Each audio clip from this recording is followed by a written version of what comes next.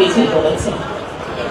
গতকাল honours first ইয়ারের পরীক্ষা ছিল, সেজন্য আমি সকাল 9:30টার দিকে আমাদের যে উচ্চ মাধ্যমিক পর্যবেক্ষণ কমিটি তাদেরকে বলে দিয়েছিলাম যে এক পিরিয়ড আগে ওদেরকে ছুটি দিবে, অর্থাৎ 10:55। কিন্তু আমরা দেখলাম 10টার ঘন্টা পড়ার সাথে সাথেই আমাদের ইন্টারমিডিয়েটের ছেলেরা হুড়মুড় করে ক্লাস থেকে বেরিয়ে বাইরে চলে গেল। তা আমি ওদের সামনে দাঁড়ালাম, কি হয়েছে তোমাদের, বের হয়েছে কেন? ওরা বললো যে আমাদের কর্মসূচি আছে। এত ছেলে, প্রায় 1000 ছেলের মতো ক্লাস করছিল, এত ছেলেকে আটকানো তো আমাদের পক্ষে সম্ভব না। ওরা বললো কর্মসূচি আছে, আমরা বাইরে যাচ্ছি। ওরা গেছে। আজকে সেই ঘটনা রেশ করেই সেন্ট্রাল ইউনিভার্সিটিতে যারা লিড দেয় এরকম 4 জন ছাত্র আমার রুমে এসে বলল যে ম্যাডাম, ইন্টারমিডিয়েটের ক্লাস তো 11:30 পর্যন্ত চলে, গতকালকে কি করে 10টার সময় ইন্টারমিডিয়েটের ছাত্ররা বেরিয়ে গেল? আপনাদের প্রশাসনের কি কোনো দায় দায়িত্ব নেই? তা আমি বললাম, আমরা তো ওদেরকে বেরিয়ে যেতে দিইনি। এতগুলো ছেলে যখন একসাথে বেরিয়ে গেল, আমরা তো ওদেরকে আটকে রাখতে পারি না। আর তোমরা যদি তোমাদের মতো আন্দোলন করতে থাকো, ওরাও ওদের দাবি নিয়ে মাঠে নেমেছে, এখানে তো আমাদের কিছু বলার নেই। তারপরে বললো না, আজকে আমাদের প্রোগ্রাম 2-3 দিন আগে আমরা সেটেল করেছি, আমরা মাউসি অভিমুখে যাব। ওরা একই সময়ে কর্মসূচি দিয়েছে। আমি কিভাবে জানলে? বলে আমরা মাইক আনতে গিয়েছিলাম, সেই মাইকের দোকানদার আমাদেরকে বললো ইন্টারমিডিয়েটের ছাত্ররাও মাইক নিয়ে গেছে, ওদেরও প্রোগ্রাম আছে। একই সময়ে প্রোগ্রাম হওয়াতে ওরা বলছে যে ইন্টারমিডিয়েটের ছাত্ররাও প্রোগ্রাম দিয়েছে, যদি কোনো ঘটনা ঘটে তার দায়িত্ব কিন্তু আপনাদেরকে নিতে হবে, আপনারা ওদেরকে থামান, আমরা চলে যাওয়ার পরে ওরা প্রোগ্রাম করবে। আমি তৎক্ষণাৎ আমাদের কমিটিকে ফোন দিয়ে বললাম যে চলো আমরা ক্লাসে যাই, ওদেরকে মোটিভেট করি, ওরা যাতে ক্লাস শেষ হওয়ার পরে ওদের প্রোগ্রামে যায়। এর মধ্যে আমি বের হয়ে গেলাম, দেখি যে ছাত্ররা 1-2 করে নেমে আসছে। তারপর হুড়মুড় করে সব ছাত্ররা বেরিয়ে গেল। ওরা আবার আমার কাছে আসলো, ম্যাডাম আপনাকে বললাম, ওদেরকে আটকাতে পারলেন না, ওরা তো সবাই বেরিয়ে গেল। তো বের হয়ে ওরা শহীদ মিনারের সামনে কথা বলছিল। এর মধ্যে আবার সেই ছেলেরা এসে বললো যে 2টা গেটে আটকে দিয়েছে, আমরা যে আন্দোলন দিয়েছি, আমরা যে কর্মসূচি দিয়েছি, আমাদের ফ্রেন্ডরা আসবে ইডেন কলেজ থেকে, অন্যান্য কলেজ থেকে, তাদেরকে ঢুকতে দিচ্ছে না, আমাদেরকেও বের হতে দিচ্ছে না। এমন অবস্থায় আমি একটা নোটিশ দিলাম আমাদের একটা গ্রুপে। তো সেখানে আমাদের সহকর্মীরা যারা উপস্থিত ছিল সবাই চলে আসলো লাউঞ্জে। তারপর সবাই মতামত দিল যে না, এরকম পরিস্থিতি যাতে ঘোরাটে না হয়, যাতে শান্তিপূর্ণ থাকে, সেজন্য আমাদেরকে এখন একটু 2 গেটে যেতে হবে। বাইরের স্টুডেন্টরা যাতে এখানে প্রবেশ না করে এবং অস্থিতিশীল পরিবেশ তৈরি না করে। এর মধ্যে আমাদের কয়েকজন কলিগ অত্যন্ত শান্তভাবে ওদেরকে বোঝাতে গেল যে আমাদের ম্যাডামের সাথে কথা হয়েছে এরকম, ওরা বেরিয়ে গেছে, ওরা যাক, তোমরা ওদের সাথে কোনো বিশৃঙ্খলা করো না। এর মধ্যে আমাদের কলিগদেরকে দালাল ভুয়া এরকম স্লোগান দিয়ে তাদেরকে অপমান করতে থাকে। এক পর্যায়ে আমি আমার রুম থেকে বের হয়ে সামনেই ছিলাম, দেখি শহীদ মিনারের সামনে ধস্তাধস্তি চলছে, টানা হেঁচড়া চলছে আমাদের শিক্ষকদের সাথে ছাত্রদের। আজকের এই ঘটনা অত্যন্ত দুঃখের, অত্যন্ত কষ্টের, অত্যন্ত লজ্জার।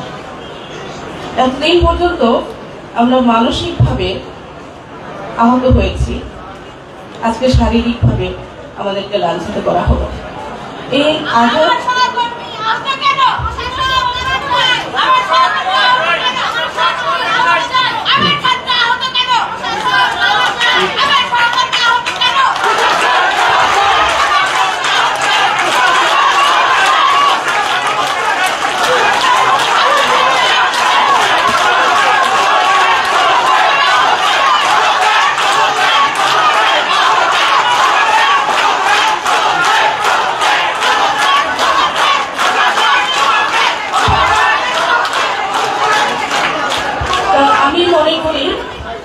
আঘাত শুধুমাত্র ঢাকা কলেজের কয়েকজন শিক্ষকদের উপরে নয়, এটা আমাদের পুরো ক্যাডারের উপরে আঘাত, এটি আমাদের পুরো শিক্ষা ব্যবস্থার উপরে আঘাত এনেছে আমাদের ছাত্ররা।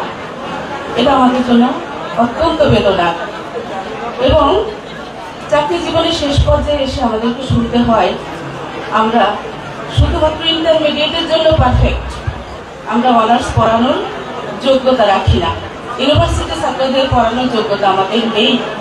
সুতরাং আমরা শুধুমাত্র আন্দোলন করছি, আমরা মানববন্ধন করছি যাতে আমরা ঢাকা শহরে থাকতে পারি।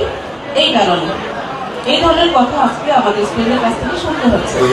সে যাই হোক, আমাদের প্রশাসক যখন গঠিত হলো, ঘোষণা করে তাকে প্রশাসক নিয়োগ করলেন, তারপরে ওনার কাছে আমরা আমাদের সহকর্মীরা বিভিন্ন সময় জেনেছি যে আমাদের পদগুলো থাকবে, কলেজ থাকবে, যেমন আছে তেমন।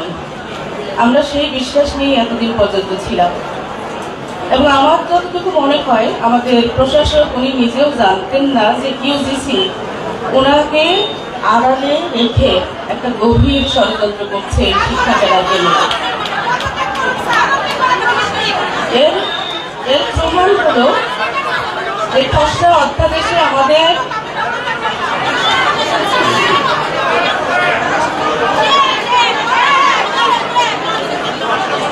আচ্ছা একটু বলতে দেন, খসড়া অধ্যাদেশে কিন্তু আমাদের প্রশাসকের কোনো সিগনেচার ছিল না। তা থেকে অনুমেয় হয় যে ওরা কি না জানিয়েই তারা এই ধরনের পরিকল্পনা করেছেন। এই সাতটি কলেজের অস্তিত্বকে বিলুপ্ত করে একটা সেন্ট্রাল ইউনিভার্সিটি, হাইব্রিড ইউনিভার্সিটি তারা করবেন। তা আমরা সম্পূর্ণ এর বিপক্ষে আমাদের অবস্থান। কখনোই আমরা চাই না 7 কলেজকে বিলুপ্ত করে এই ঘরে একটা হাইব্রিড ইউনিভার্সিটি গড়ে উঠুক। আমাদের সমিতির নেতৃবৃন্দ এসেছেন, আমরা চাইব এর বিরুদ্ধে একটা শক্ত ভূমিকা, একটা শক্ত অবস্থান নিতে এবং একটা কর্মসূচি দিতে, যাতে করে আমাদের সহকর্মীদের উপরে যে আঘাত এসেছে, শারীরিকভাবে যে নির্যাতন করেছে, লাঞ্ছিত করেছে, এর একটা সুষ্ঠু বিচার হয়।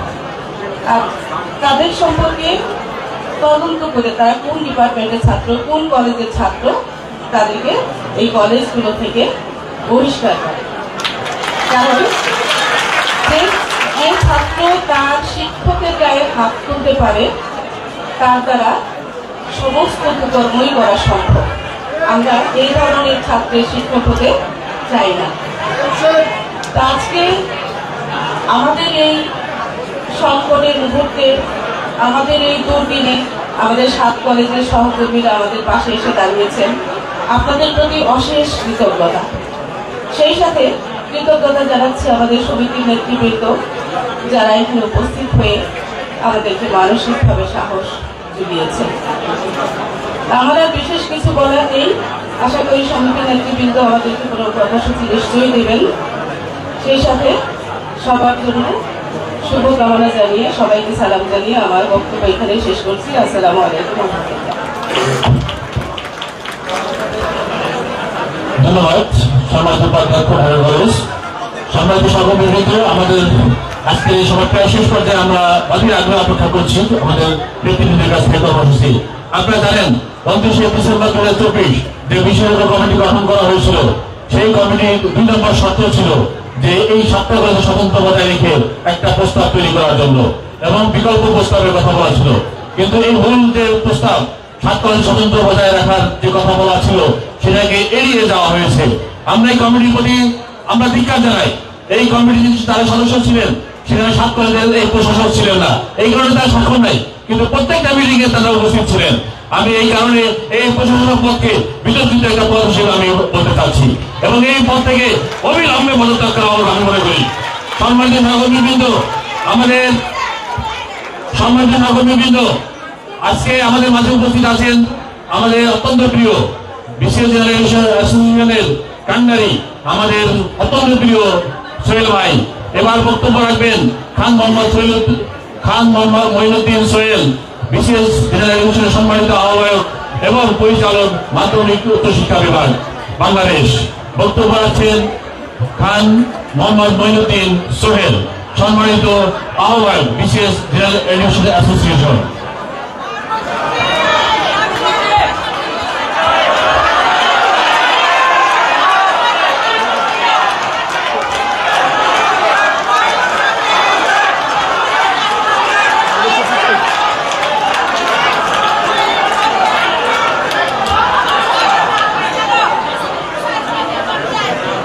আসসালামু আলাইকুম প্রিয় সহকর্মীবৃন্দ। আজকে এই সময়টায় শিক্ষা ক্যাডার ক্রান্তি লগ্নে অনেকগুলো সংকট আমরা মোকাবেলা করছি, আপনারা জানেন।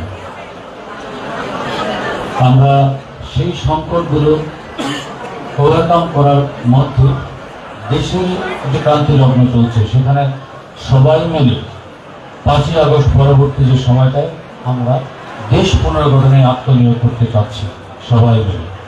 নতুন বাংলাদেশ, স্বপ্নের বাংলাদেশ, সেই বাংলাদেশ বিনির্মাণে সংস্কারের কথা বলা হচ্ছে। সেই সংস্কার সব সেক্টরেই যারা অংশীজন তাদের মতামত নিয়ে করা হচ্ছে। আমি এর আগেও বলেছি, আপনারা দেখেছেন।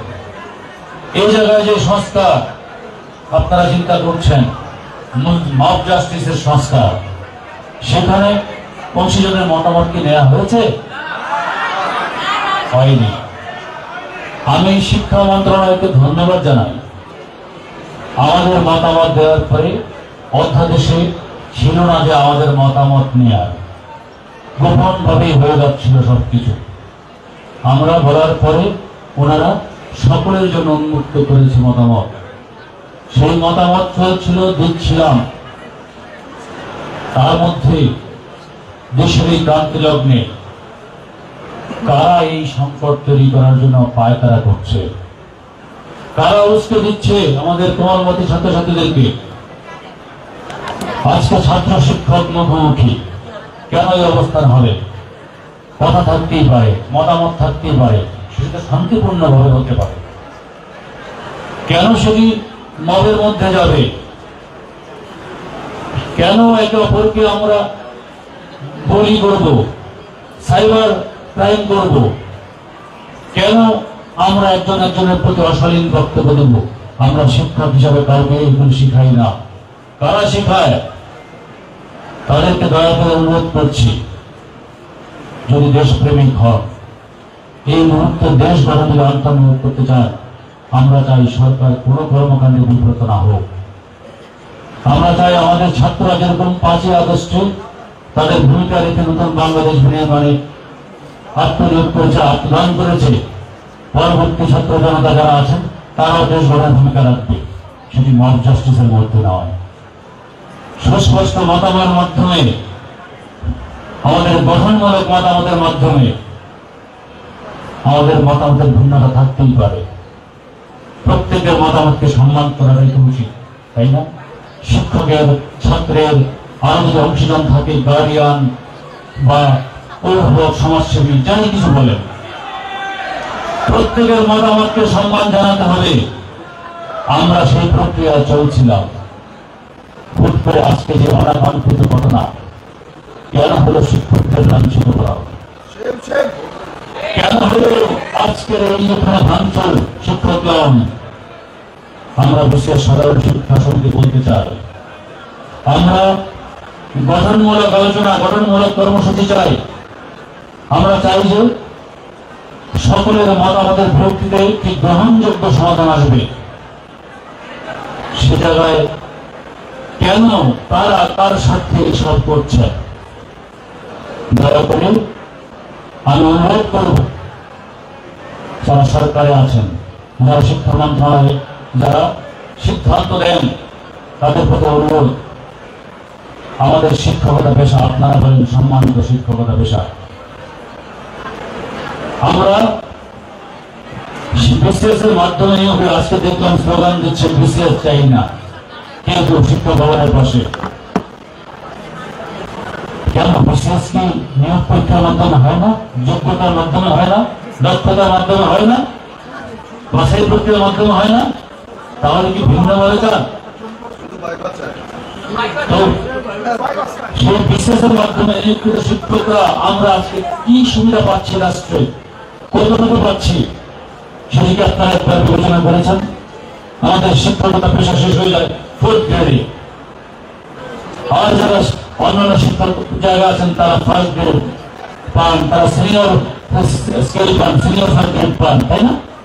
সিনিয়র সরকারি সচিবের মর্যাদা পান। তাহলে তারাও শিক্ষক, আমরাও শিক্ষক। আশা করেন বেশি, সুবিধা দেন কম, তবে ঠিক না। আমরা এর মধ্যে থেকেই দেশকে দিচ্ছি, রাষ্ট্রকে দিচ্ছি। পরিসংখ্যান দেখেন, বিশ্ববিদ্যালয় বলছে তারা কতজন ছাত্রছাত্রীকে পড়ায়, আর এই কলেজগুলো যারা বাংলাদেশের শিক্ষাতন্ত্রে অনার্স, তারা কতজন ছাত্রছাত্রীকে পড়ায়। আমরা কিন্তু বেসিক নিডস যেটি প্রাথমিক যোগ্যতা চাকরির জন্য, সেই শর্ত পূরণ করতে ভূমিকা রাখছে আমাদের দেশের সাধারণ শিক্ষকেরা। এরাই চাকরি বাজারে গিয়েও অবদান রাখে। আজকে সেই জিনিসগুলো প্রশ্নবিদ্ধ করার চেষ্টা করছেন। আমি অনুরোধ করব, আমরা এই দেশেরই নাগরিক, আপনাদের মতে আজকে যারা দাবি করছেন পিএইচডি অধিকতর যোগ্যতা, আমাদের মধ্যেও আছে, আমাদের মধ্যেও আছে। আপনারা যারা বলছেন তাদের অনেকের চেয়ে অনেক যোগ্যতা বেশি নিয়ে আমাদের পেরায় আছেন। 2000 পিএইচডি শিক্ষক আছে, তার মধ্যে যোগ্যতা চোখে পড়ে না, তাদের পাবলিকেশন চোখে পড়ে না, তাদের দক্ষতাকে চোখে পড়ে না। আমি হতাশ। এই জাতি যদি শিক্ষকের মর্যাদা না দেয়, আপনারা যারা কথা বলছেন শিক্ষক হয়েও শিক্ষকের বিরুদ্ধে, আপনারাও শিক্ষকের মর্যাদা, আপনারা শিক্ষা পেয়েছেন কোথায়? কোথায় শিক্ষা পেয়েছেন? একবার ভেবে দেখেন। আপনার তো প্রাইমারি থেকে শুরু করে কলেজের মাধ্যমে ইউনিভার্সিটি ভর্তি হয়েছেন, তাই না? তো তখন আপনাদেরকে কি ইউনিভার্সিটি থেকে কলেজের শিক্ষা দিয়েছিল? ইউনিভার্সিটি থেকে স্কুলের শিক্ষা দিয়েছিল? আপনার মাহাত্ম কোথায়? পারস্পরিক শ্রদ্ধা বলে, পারস্পরিক সম্মান দেওয়াতে, সেই জায়গা থেকে আমরা বঞ্চিত হচ্ছি। আমি অনুরোধ করব, ছাত্র শিক্ষক যারা আছেন প্রত্যেকেই সহমর্মে অবস্থান থাকবেন। আজকে যারা ছাত্র নামধারী, শুনলাম এখানে বহিরাগতরা এসছে, এখানে লাউঞ্জে হামলা করেছে, এটি শিক্ষকতা বা ছাত্রদের জন্য অবমাননাকর। কারণ যারা প্রকৃত ছাত্র তারা এটা করতে পারে না, আমি বিশ্বাস করি না। সেই জন্য যারা বাইরে থেকে এসেছেন, যারা ছাত্র নামধারী এসে শিক্ষকদের উপর হামলা করেছে এবং শিক্ষক লাউঞ্জ ভাঙচুর করেছে, তাদের গ্রেপ্তার সহ দৃষ্টান্তমূলক শাস্তি দাবি করছি।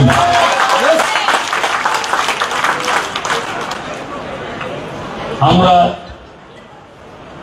যারা আইন শৃঙ্খলাকারী কর্তৃপক্ষ আছেন, শিক্ষা মন্ত্রণালয় কর্তৃপক্ষ আছেন, তাদেরকে অনুরোধ করছি, আগামীকালের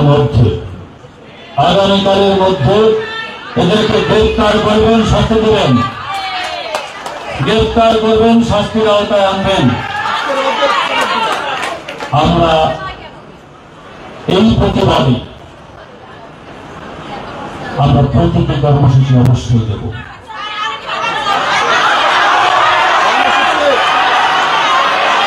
বক্তব্য শেষ হয় নাই, বক্তব্য শেষ হয় নাই, বক্তব্য শেষ করে দিব, শেষ হয় নাই এখনো।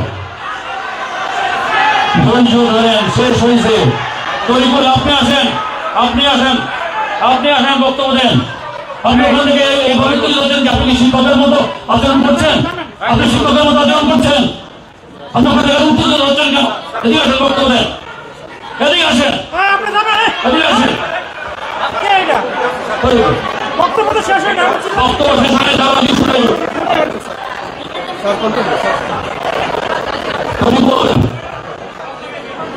আপনি আসেন।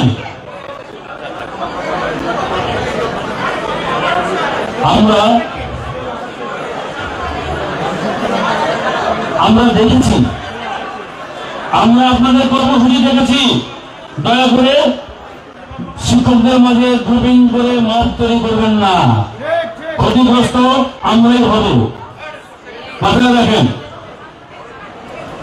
আমরা আগামীকাল এই প্রতিবাদে আমরা ইতিমধ্যে আলোচনা করেছি। কর্মসূচি দেওয়ার আগে আমাদের 7 কলেজে যারা আছেন নেতৃবৃন্দ, তাদের সাথে কথা বলেছি, আমাদের যারা আছেন তাদের সাথে কথা বলেছি। আমরা আগামীকাল মানববন্ধন কর্মসূচি ঘোষণা করছি। তাদের স্বাস্থ্য প্রসঙ্গে মানববন্ধন, পরবর্তী জায়গায় আমরা কর্মবিরতিতে যাচ্ছি। আমরা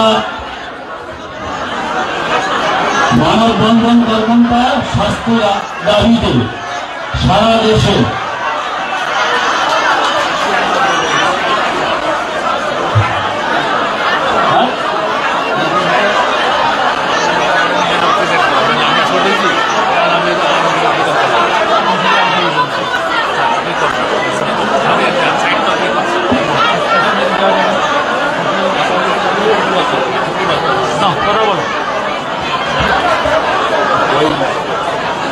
সারা দেশে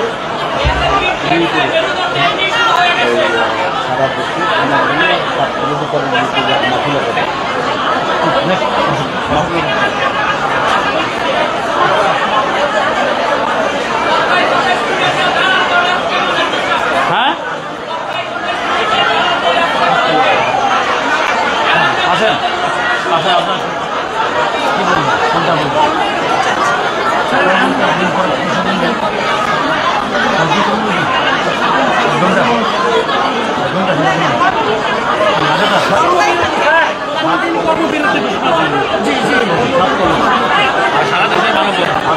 সারা দেশে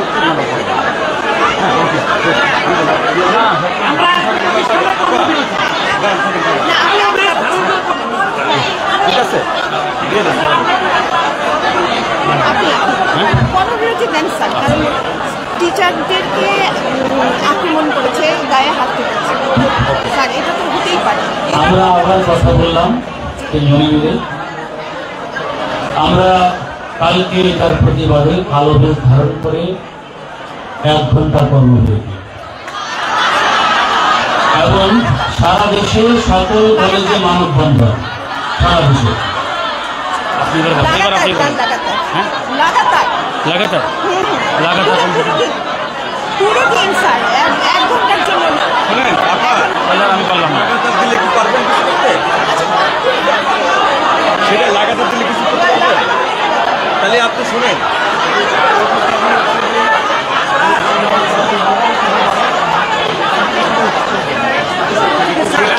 আমাদের সেন্টিমেন্টাল স্যার আপনি ফোন করতেছেন কথা বলছেন বিরোধী হবে। বসেন বসেন বসেন বসেন আপনারা বসেন বসেন।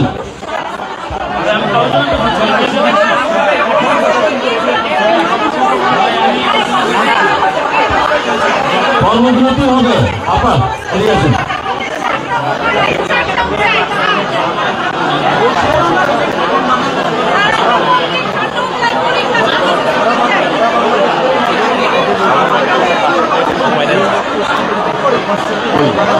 এখানে আপনার সাথে কথা হয়েছে,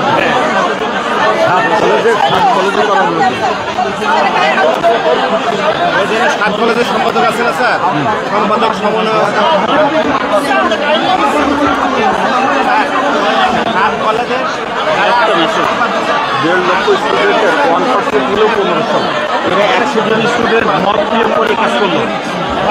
এই 100 জন স্টুডেন্ট এই মত ছাত্রদের আইনগণ ডাটা কারা, এটা চিহ্নিত করে শাস্তি নিশ্চিত না করা পর্যন্ত আমরা একটু সময় নিচ্ছি। 7 কলেজের সম্পাদক স্যার ম্যাডামদের সাথে বসে আমরা 5 মিনিট বলবো। 5 মিনিট 7 কলেজের সম্পাদকদের সাথে বসে আমরা চূড়ান্ত কর্মসূচি ঘোষণা দিচ্ছি।